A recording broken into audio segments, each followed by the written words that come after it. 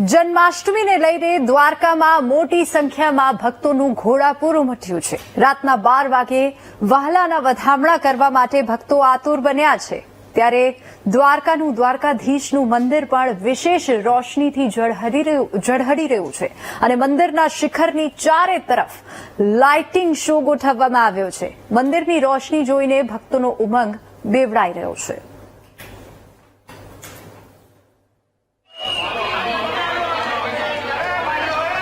જન્મોત્સવને હવે ગણતરીનો જ સમય બાકી છે, ગણતરીના કલાકો જ બાકી છે, ત્યારે મંદિરની શોભામાં પણ ખૂબ જ વધારો જોવા મળી રહ્યો છે।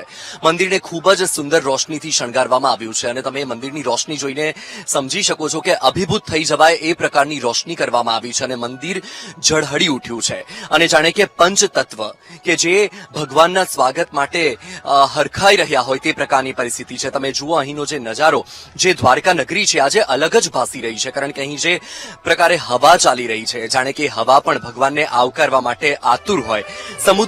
સમુદ્ર થનગની રહ્યો છે, સમુદ્રમાં જે મોજા ઉછળી રહ્યા છે, જાણે કે ભગવાનને આવકારવા માટે સમુદ્ર પણ ખુશીની લહેર જોવા મળી રહી છે। ગોમતી નદી પણ હિલોડે ચડી છે, ભક્તોમાં પણ એ જ જોશ અને જુસ્સો છે। આજથી 5252 વર્ષ પહેલા કે જ્યારે ભગવાન શ્રી કૃષ્ણ દ્વાપર યુગમાં મનુષ્ય અવતારમાં અવતર્યા હતા અને ભગવાન વિષ્ણુનું 8મું સ્વરૂપ કે જે પૂર્ણ પુરુષોત્તમ રૂપે પૃથ્વી પર અનેક લીલાઓ કરી અને આજે પણ ભગવાન કૃષ્ણની લીલાઓની ગાથાઓ ગવાય છે અને એ દ્રશ્ય તમે આ જોઈ રહ્યા છો કે આજે 5252 વર્ષ પછી પણ જાણે કે એ જ ક્ષણ હોય, એ જ દિવસ હોય। જેમ જેમ હવે રાત થવા આવી રહી છે, જેમ જેમ હવે એ 12 વાગ્યાનો સમય નજીક આવી રહ્યો છે, તેમ તેમ લોકોના હૃદયના જાણે કે ધબકારા વધી રહ્યા છે, કારણ કે લોકોના શ્વાસ વધી રહ્યા છે, કારણ કે હવે ભગવાનના જન્મનો સમય નજીક આવી રહ્યો છે। એ સમયે કે જ્યારે શૂન્યકાળ હતો, 7 મુહૂર્ત વીતી ચૂક્યા હતા અને 8મું પ્રહર શરૂ થઈ ગયું હતું અને એ સમયે ભગવાન શ્રી કૃષ્ણએ મથુરાના કારાગારમાં જન્મ લીધો હતો અને આજનો એ સમય છે કે ભલે ભગવાન પ્રત્યક્ષ રીતે આપણી વચ્ચે નથી, પરંતુ પરોક્ષ રીતે આપણી વચ્ચે છે અને ક્યાંક ને ક્યાંક એવા સંકેતો આપી રહ્યા છે કે હું આપ સૌની વચ્ચે જ છું અને હું હયાત છું। હવે ગણતરીનો સમય બાકી છે અને અહીંનો નજારો કંઈક અલગ જ જોવા મળી રહ્યો છે। કેમેરામેન અજય પટેલ સાથે વત્સલ દેસાઈ, VTV ન્યૂઝ, દ્વારકા।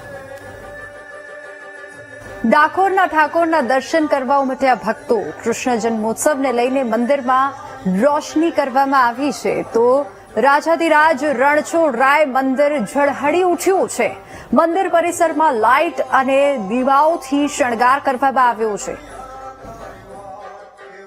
જગતના નાથ ભગવાન શ્રી કૃષ્ણનો આજે જન્મોત્સવ છે, ત્યારે સમગ્ર ગુજરાતની અંદર છે તે જાણે કૃષ્ણમય વાતાવરણ બન્યું છે। ત્યારે ડાકોર રાજા રણછોડરાયના મંદિર ખાતે પણ આજ સવારથી એક ઉત્સાહ અને ઉમંગ છે તે જોવા મળી રહ્યો છે।